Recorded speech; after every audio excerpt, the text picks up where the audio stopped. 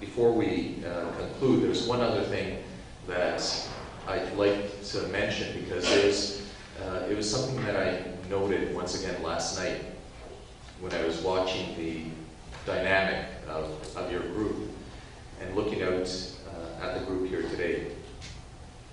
For decades, when people talked of Bologna, there was a longing, but it was almost like a very isolating experience. Some of you are familiar with on a personal level with what that meant, but all of you are familiar with what it meant when Bologna was divided by an iron curtain from your parents or grandparents. And what's fascinating, that reality became a part of the culture of Polish-Canadian organizations. And yesterday, just watching, it became so apparent what a brave new world exists out there for Bologna, because there are no borders. Bologna is no longer divided. Bologna now has a global characteristic to it. And I think there's an incredible future and potential for your organization. So once again, congratulations and hats off to you. Thank you. In Chicago. Thank you, Monika. So during the morning session today, the subject of funding was brought up, and I think it became to some point a point of tension. We're talking about money because we ourselves don't have it, or don't have enough to bank our operations. But also by receiving a financial support, we validate our work, and we send a signal to the outside world that it's actually worth investing into us. Fundraising may be hard, especially if your organization is just developing, like ours, and you don't have a donor base, or you haven't done it. But after a couple of attempts, you learn quickly, especially from your mistakes, and this actually becomes fun. Because what's more exciting than to talk about your work, present your big plans, and in the end secure funds that help your organization grow and bring positive change to the community where you live. For all of you who stopped by our table during the expo just a few hours ago, you were able to talk to me or Wojtek about our work, but also you had a chance to buy our t-shirt or button or a DVD. We never waste a good opportunity to make an extra buck for Polish initiative. We take cash, even Canadian dollars, credit cards, and special Canadian dollars, credit cards and PayPal payments. So if you haven't bought anything, please stop by again. We are more than happy to sell you some stuff.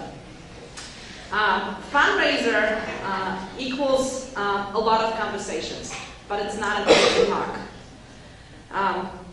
What's the worst that can happen to you when you ask someone for money? Say no. Oh wow, that was a quick answer. Exactly. The worst that can happen to you, someone will say no to you. And that's it. They're not going to hurt you, they're not going to hate you, they're just simply going to say no. So what do? You just move on to the next donor. Maybe not this time they're going to give it to you, maybe the next time. US has its own unique philanthropic system, and I will present it to you by citing Polish Initiative of Chicago as Exhibit A. So Polish Initiative of Chicago started about 4 years ago. We are a small group of Polish immigrants, just like myself, who immigrated to US just a few years before.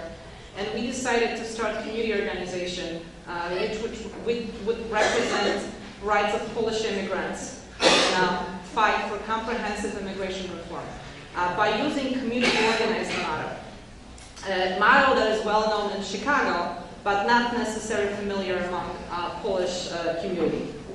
So what do when you are new to the place, you don't know anyone, and the issue that you are working on, it's not the easiest to advertise. So we started by digging into our own pockets. Our first funds came from our own donations. It was actually a very great building block for us because it's created the sense of ownership, but also responsibility. It sent a message to our leaders. It's important work, and if you're ready, and be ready to contribute. Because the main rule of building a business or investing is that if you yourself are not convinced to invest in your own enterprise, is it really worth it? We did not function in a bubble as an organization, and we started to develop a lot of relationship between other community organizations. And we learned about the world of private foundations. At that point, we were too small to apply for any of the grants, but we started relationships. In order to qualify, at least in the United States, for any of the foundation grants, organizations has to have a non-for-profit status or have a fiscal sponsor who has a non-profit status. There is a magic number in the US, which is 501c3, and for all of you in the United States, this is a non-profit status. So to start organizations has to have a governing body, has to have bylaws, has to file articles of incorporation with the state, and then file with the federal government for a nonprofit status. It's a very long process, may take up to a year, but that's what Polish Initiative did. So while we are applying for nonprofit status, and after observing others, how they brought or were bringing funds to their organizations, we decided to develop an annual fundraising event. A serious event that would bring a substantial amount of money, but also shine a light on our work. All our leaders are deeply involved in seeking donations in form of space, entertainment, monetary donation, refreshments. We are very mindful to make sure that our energy goes into something that increases leadership capacity of our organization and allows us to expand our current work. So over time, our growing leadership base allowed us to expand our work around immigration reform and civic engagement issues, and that's exactly what we started to talk about the private foundations about during our relationship building phase. We did very comprehensive search of the foundation and asked our partner organizations to introduce us to some of their funders. By reading mission statements and analyzing the list of past and current grantees, we were able to identify foundations that would be interested in funding our particular work. We met with their program directors, we participated in the trainings and retreats, and began conversations about some potential funding opportunities.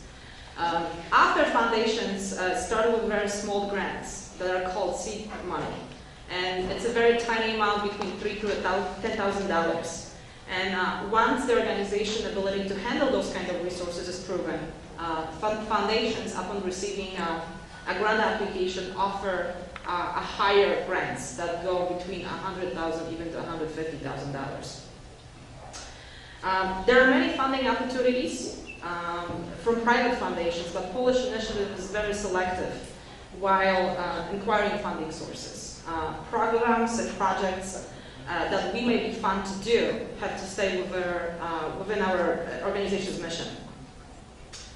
As an organization right now, we're also ready to apply for a state and federal funding that is widely available, because even a nonprofit organization like ours needs to be run as a business, and one of the main rules of running the business is to diversify, diversify, diversify.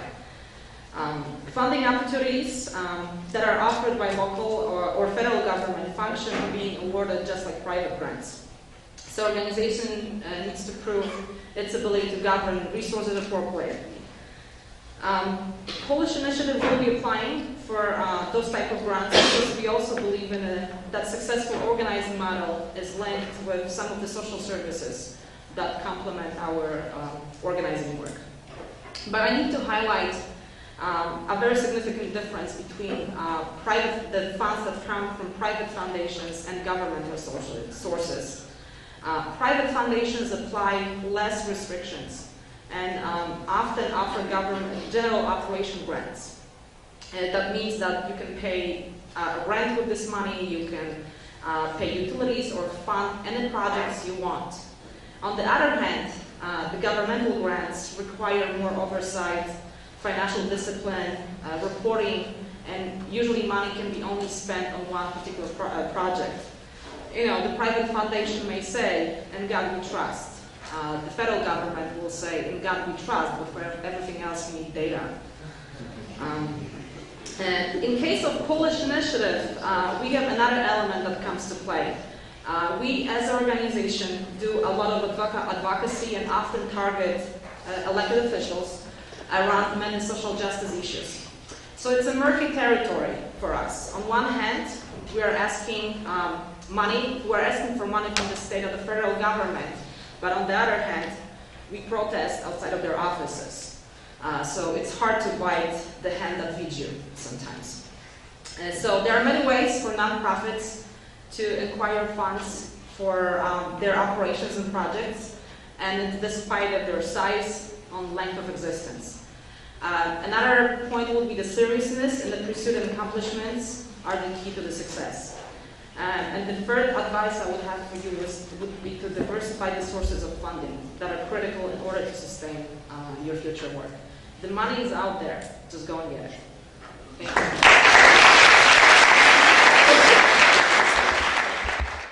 Dziękuję, Moniko. Przede wszystkim na początku chciałbym się podzielić z Wami jednym sekretem. Pozyskiwanie funduszy z Senatu jest nudne. Tak naprawdę nie jest to ekscytujące zajęcie. A tak na poważnie, nie wiem czy wiecie, ale Senat Rzeczypospolitej Polskiej historycznie ma obowiązek zajmowania się Polonią i Polakami za granicą, czyli cała polska diaspora historycznie podlega pod Senat Rzeczypospolitej Polskiej. I tak naprawdę Senat Rzeczypospolitej Polskiej jest głównym organem w Polsce, który posiada fundusze oprócz NSZ-u i oprócz placówek konsularnych, które przeznaczone są na wsparcie Polaków i Polonii mieszkających poza granicami kraju. Jeżeli chcielibyście starać się o fundusze z Polski, tak naprawdę musicie znaleźć polskiego partnera, organizację pozarządową w Polsce, która będzie zarejestrowana w Krajowym Rejestrze Sądowym. Dlatego, że polski rząd niestety nie może wysyłać funduszy bezpośrednio do polonijnych organizacji działających poza granicami kraju. I w chwili, w której będę Wam wyjaśniał proces pozyskiwania funduszy, chciałbym się przede wszystkim oprzeć na procesie, który niedawno przeszliśmy, na procesie pozyskiwania funduszy dla konferencji Vadis 3. Tak naprawdę było to całkiem dobre doświadczenie i dzięki temu na pewno zwróciło moją uwagę i osób, z którymi współpracowałem, na pewne zależności, które niestety muszą być zachowane, aby można było uzyskać fundusze ze strony polskiej. Przede wszystkim musicie pamiętać, jeżeli chcecie zgłosić się do strony polskiej o pieniądze, musicie być przygotowani na to, że będą zadawali bardzo dużo pytań. Musicie być przygotowani, musicie mieć silny plan, musicie być pewni tego, co chcecie osiągnąć, musicie mieć sztywne ramy czasowe i przede wszystkim musicie mieć partnerów. Im więcej partnerów będziecie mieli dla projektu, partnerów nie tylko polonijnych, ale przede wszystkim partnerów lokalnych z krajów, w których działacie, tym większe prawdopodobieństwo, że Senat Rzeczypospolitej Polskiej zgodzi się przyznać Wam fundusze na ten projekt. Co możecie jeszcze zrobić, aby Wasza aplikacja była bardziej skuteczna? Przede wszystkim nie starajcie się nigdy w 100% tylko i wyłącznie o fundusze z Senatu Rzeczypospolitej Polskiej bądź innych rządowych polskich organizacji. Zawsze starajcie się, żeby to było maksymalnie 50% i pokażcie polskiej stronie, że oni są partnerem w projekcie, że nie są głównym sponsorem tego projektu. Bo tak naprawdę strona polska na pewnych etapach niekoniecznie musi być zainteresowana wspieraniem polskiej Polonii. Jeżeli pokażecie, że są partnerami, tak naprawdę wtedy macie większą szansę powodzenia. Tak jak już wspomniałem, organizacja pozarządowa w Polsce. W tym momencie macie dwie główne organizacje pozarządowe, które od lat zajmują się współpracą z Polonią i Polakami za granicą. Jest to Stowarzyszenie Wspólnota Polska oraz Fundacja Semper Polonia. Ja tutaj oczywiście chciałbym skorzystać z okazji i powiedzieć coś o mojej organizacji. To jest organizacja, która powstała 2 lata temu, Stowarzyszenie Emigracji Polskiej. I my założyliśmy sobie za zadanie współpracę ze środowiskami młodej emigracji polskiej, ze środowiskami młodych